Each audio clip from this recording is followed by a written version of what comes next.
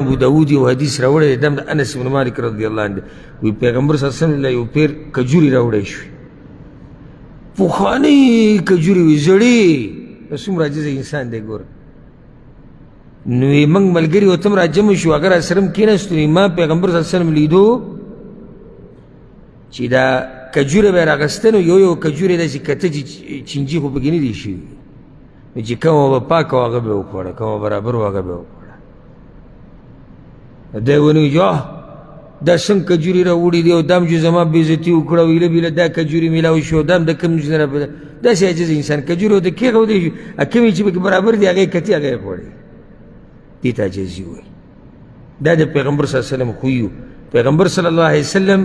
هغه انسان دی د بیمار تپوس ته به تو د خلکو په جنازو کې به ولاړو په خر باندې به یې سورلي کوله